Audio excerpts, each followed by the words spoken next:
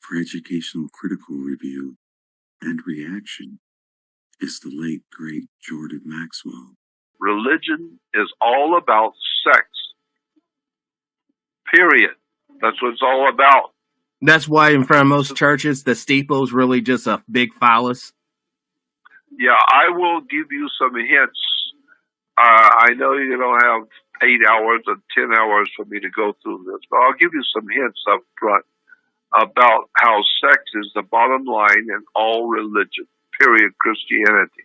Christianity is based solely on sex, period. That's why it's so important. And a classic example, let me just give you one of the 1,000 examples I could give you.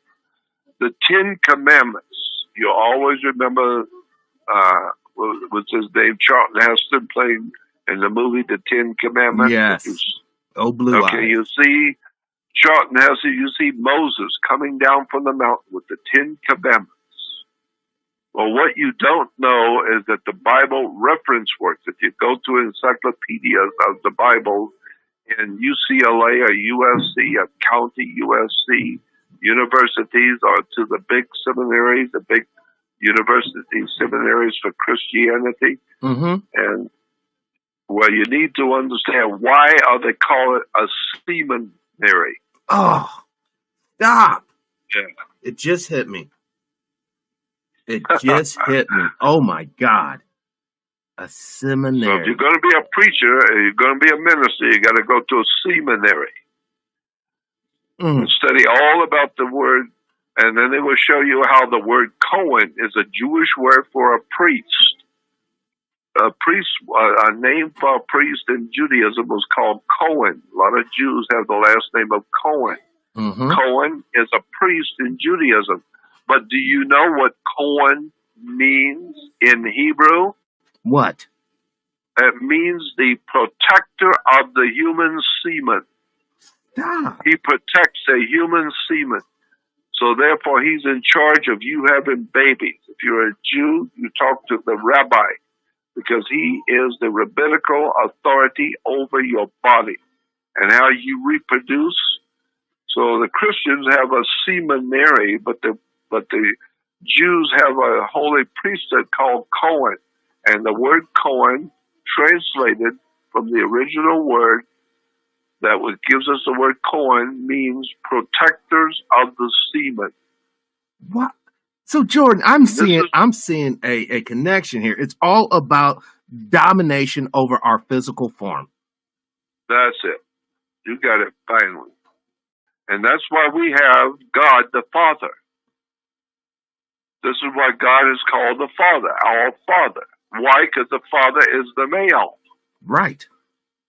And he impregnates Mother Nature, Mother Earth. Mother Earth is Mother Nature, and Father. And so, therefore, in the spring, that's the time for the spring weddings. The reason why you have those spring weddings is because that's when God the Father is going to impregnate Mother Earth with His sacred fluid.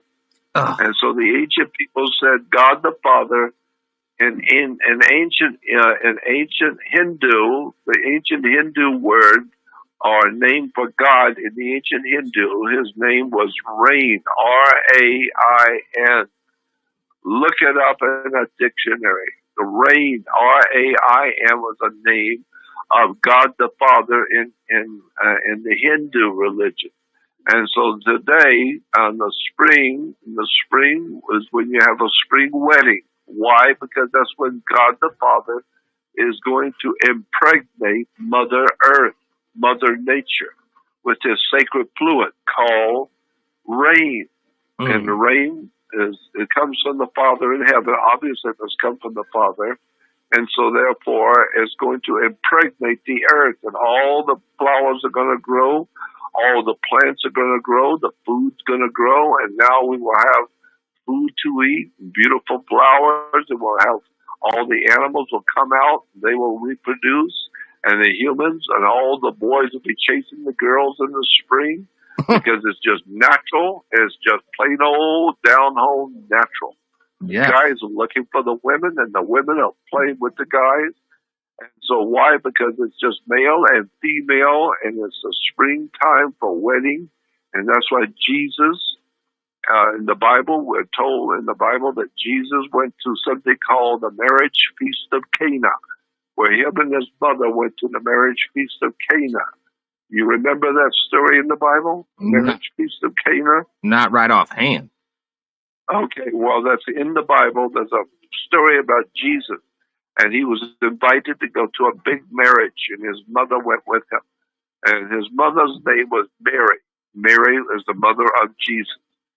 Her name was not Mary. That's wrong. That's false. Her name was Mary, M-A-R-I, not M-A-R-Y. Mary is M-A-R-Y. In the Bible, Jesus' mother was M-A-R-I. Wow. Mary. Mary is a Latin word meaning a virgin. Well, that's what Jesus is born of a virgin. Yeah, he's born of Mary, not Mary. Hell, everybody knows Mary. Mary is anything but a virgin. All the guys in town know who Mary is.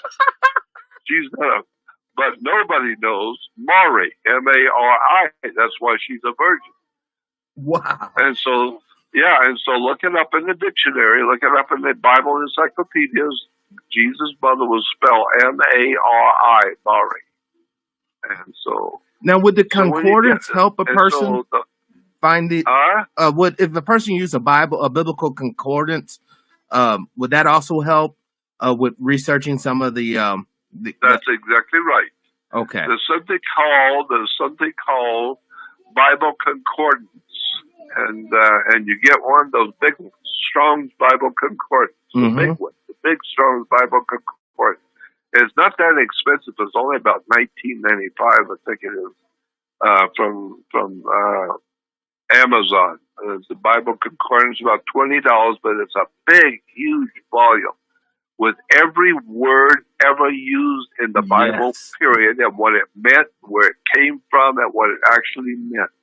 It's all there if you just take 20 years out of your life and sit and study. Yeah, if you just do that, take 20 to, or if you want to be like me, take 60 years of your life and study day in and day out all the words, the terms, and the ideas, concepts of religion and theology. My God, what a world that is of ancient theology. So but that's anyway, the world that's you talk about us. God the Father impregnating Mother Earth. That's why today, in any marriage, the male in a marriage is going to manufacture. So he's going to work with his partner, and he's going to manufacture while his partner is going to be in labor. Wow. His partner is going to be in labor building the package that he has manufactured. Because the man is going to impregnate the female. She's going to create the project. She's going to create the product. So she is in labor building the product that he has manufactured.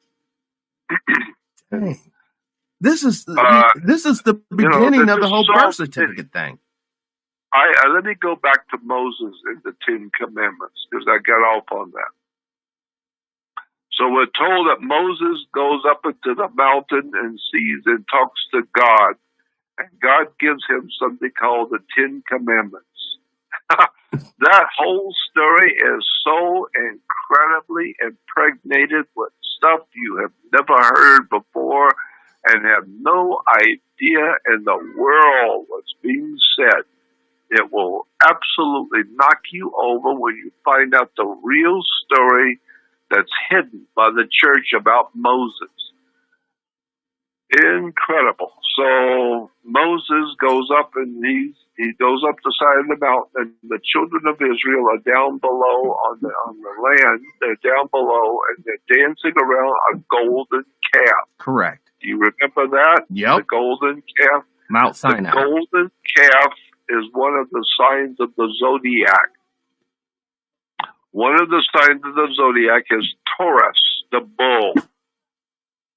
So for 2,100 years, 2,150 years, the sun rises each morning in the sign of Taurus, the bull. Well, the sun is golden and the bull is a calf. So the golden calf is the sun in the constellation of Taurus, the bull. And so therefore, when Moses goes up into the mountain, he comes down and God has given him a whole new religion. It's a brand new religion that Moses comes down from the mountain and he sees the Hebrew people still worshiping the old religion. They just don't get it. They're worshiping the old religion of the golden calf, the constellation of Taurus, and the constellation of Taurus, the bull. Yes. Which, of course, this is why when the Pope issues an order, it's called a papal bull. Why? Because of Taurus, the bull of the constellation of the zodiac.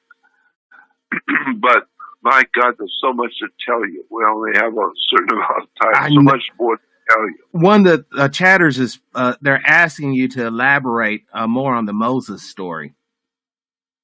On the what? On the story with Moses. Yeah, Moses. Okay. So Moses never lived. There was no such a man named Moses. He never lived. There was a Pharaoh, a line of pharaohs, which were called Thutmoses. Thutmoses the first, Thutmoses the second, Thutmoses the third. There was a line of pharaohs called Thutmoses. Thut is our word thought, meaning the pharaohs were the thought of God. And the thought of God was Moses. Thutmoses the first, Thutmoses the second. So Moses was not, he never lived. There was no such a man named Moses. So if you're basing your religion on Moses, then you got zero, nothing. You got sand. You don't have a religion. You got an incredible, misunderstood lie and deception. And this is why Abraham, all the Jews talk about Abraham, all three major religions, Islam, Judaism, and Christianity, they claim Abraham. There, in point of fact, historically, never existed a man named Abraham. It's just a story. Well, then how are the people going to look for the kinsman redeemer? The Bible is called the greatest story ever told. Ooh. I used to get my butt kicked by my mother when she would find me telling stories. She would say, "You out telling stories again?" And I was out telling stories. So telling stories used to mean you're out lying through your teeth. You're out there telling a bunch of stories. Yes. And so a storyteller was always understood to be somebody who's out there lying and trying to sell you something. He's lying to you. And so you were a storyteller. Well, this is why the Bible is called the greatest story ever told. It's not the greatest collection of historical facts ever published. It's the greatest story ever told. It's just a story. And you don't know that. There's nothing true in it. There was no Moses. There was no Jesus. Jesus never existed. There was no Moses. He never existed. There was no King Solomon. Solomon never lived. There was no king named Solomon. In the actual history, none of these people actually lived. But then, Jordan, we have a huge problem. All of our Palestinian brothers and sisters who's been dispossessed and disinherited from their land and died trying to resist the state of Israel, you're basically saying they got the land because why? They're the chosen people of God because of Moses and Abraham, right? But if that's not true, then they're really not the chosen people of God. So where are we dealing with them taking these people's land and setting up shop? Well, hell, they were going to get screwed anyway, so it's about time somebody does it. The idea in America is that poor, ignorant, dim-witted people and uneducated, goofy, beer-drinking, stupid, ignorant people and ignorant people who are drinking beer and watching TV all day are going to get screwed. They're going to get ripped off. And since they're going to get ripped off, hell, what are we waiting for? We might as well rip them off ourselves. So therefore, we call it Israel. Israel, my God, every time I open my mouth, I get myself into another whole another whole bunch of things that you need to know about. When the Hyksos people, the word was Hyksos. There was an ancient people many thousands of years ago in the Middle East. They were called Hyksos. And the Hyksos people illegally crossed over into Egypt. They were not Egyptians, they were Hyksos. They were a robber band. They were a band of robbers, like a biker gang. They were like a gang of bikers. And so they were called Hyksos. Why? Because that's what they did for a living. They roamed around and they pulled into town. They rape and drink and destroy and take anything they want. And then when there's nothing left, then they move on to the next town. That sounds like the IMF. That sounds like the IMF, International Monetary Fund. Yeah, but it doesn't make you a bad person just because you're raping and killing people. I mean, they're so stupid they're going to get raped anyway, so it might as well be us. We might as well do it. Somebody's going to do it somewhere, so it might as well be us. And so when Moses comes down with the 10 Commandments, this is one hell of a story. But Moses comes down from the mountain with the 10 Commandments. We remember what the 10 Commandments look like. It's a big, huge stones. Mm-hmm. And on the stones are written the 10 Commandments.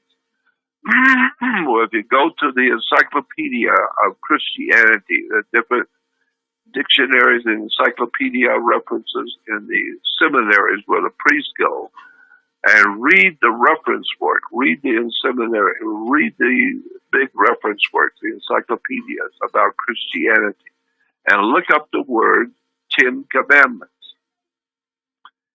They will tell you the 10 Commandments were not 10 big stones. No. The reference works tell you that the 10 Commandments were round, tiny round stones, very small little round stones, that Moses could carry both stones in one hand. They both fit the palm of one human hand. The two stones would fit in one person's hand. They were referred to not as the 10 Commandments, but in Hebrew, they were called the stones of the testimony. And this is why today when you go to court, you're going to testify. Yes. Why do you have a testimonials or stones of the testimony? The very word stones of the testimony comes to the word testes. So in ancient Egyptian, when you went before the courts in ancient Egypt and in ancient Judaism, and you go before the court and you're going to bring your brother, your actual brother in the religion, you're going to bring him before the court and you're going to testify that he did something to you. When you go into court today in Israel, you go as a man, you're going to testify about something. You must hold your testicles in your hand when you're testifying, because that's where the word testifying comes from, testes. Testicles. The idea being, if we catch you lying about your brother in this court, you're holding your testicles. You know why? Because you put your testicles on the line. You lie in this court, and you're never going to have a baby again. Wow. And so that's why you are testifying. And that's why when the man gets mad and angry and starts acting like he's mad and angry, women say you're getting testy, meaning you're feeling your testicles. You're feeling like a man. So now you're getting testy. Why? Because you're testifying. You're getting testy. Now, when he comes down from the mountain, he is bringing the 10 Commandments, which the reference works say were two round stones with the 10 Commandments written on both of them. One stone had 10 Commandments written all over it, the one round stone. The second stone had the same identical 10 Commandments written on it. So they were called the two stones of the testimony, which represented your testicles. That's why he could walk down with two round stones in his hand. It says testicles. And they were the two stones of the testimony. Why? Because when you go into court in Israel, you're going to hold your testicles when you're testifying, because you test thieves. Wow. Because that was the only way in Egypt they do. You're telling the truth. You better hold your testicles when you're testifying, because if we find out you're lying, son, guess what? You're going to wish to hell you would never come in here holding your testicles, because you're going to walk out here without them. So maybe that was why it was shameful to be a eunuch. That's exactly right. And so therefore, when Moses went up into the mountain, we will read in the Old Testament that Moses, who never lived, there was no man named Moses who ever lived. But the story is, when he went up into the mountain, he confronted God in a bush. It was called the burning bush. You ever hear about that? Yep. Okay. Moses, we are told, if you go and read the Bible, it said Moses went up into the mountain to talk to God. And when he got up there at the top of the mountain, there was a bush, a big bush, and it was burning. It was a burning bush. And that's a very famous story in the Bible. Moses and the burning bush. Well, the burning bush was the female vagina, the burning bush. And that's where it comes from. Because the burning bush, the Bible says, when Moses went up there, he encountered God in the burning bush. That's the female sexual production part of her body. It's a burning bush. And therefore, she is on fire. That's why they have the song like, "Come on, baby, light my fire." Yeah. It's called the burning bush. She's saying, "Come on, baby, light my fire," because her burning bush is a vagina. And then when you think about it, when he ejaculates, that's the water that cools the fire. That's exactly right. And so therefore, she's saying, she was the burning bush. And Moses confronted God in the burning bush. Well, that's exactly what happens. Man, for the first time, actually connects himself to Almighty God in sex. Because man don't get any closer to God than he is making love to a woman. Wow. And that brings forth new life. You don't get any closer to God than that. You know what? That adds new credence to when two or more, in case of an orgy, is gathered, he's in the midst. Yeah, right. We have to make some theme or else we end up crying. You know what? I could sit here for the next 10 hours and tell you all about the Old Testament stories in the Bible and how they all go back to sex and drugs and rock and roll. It's all just a story. The whole thing is a story so that one group of people can hold themselves out as holy and everybody else can go to hell. Exactly. This is why the Jews will tell you they are God's chosen people. If I were a Jew, I would not have the balls to be able to go out in public and say, I am one of God's chosen people. God chose me. Who in the world would have the courage to go out in front of other people and say, I am one of God's chosen people? Isn't that the start of racism? Story. The true start. People. You know what? I mean, isn't that the true start of this racist concept? Think about it. If I'm God's son, chosen son, then I can abuse you, Jordan. I can mistreat you. I can take your land, put your ass in slavery because you're nothing. You're quite literally nothing psychologically at that point, even though you truly are. You're a human being deserving of respect and dignity. But all that goes out the way. Yeah. Well, just think about this. All three major religions claim Abraham as their father. The Jews will tell you they have come from Abraham, their father. And the Christians will tell you that Christianity came directly from Abraham. And the Islamic people who do not know what is going on the earth, they have no idea in the world, because Islamic leaders are not telling the people of Islam nothing. They're not telling them nothing. Keep them ignorant and ill-informed and ranting and raving, and keep them stupid and ignorant. And don't let them know what's going on. Wow. Now, Jordan, do we find this same system in Hindu or other religions? Like the same basically premise, we're going to dominate your body? That's basically what it is. And it is basically the domination of the human family.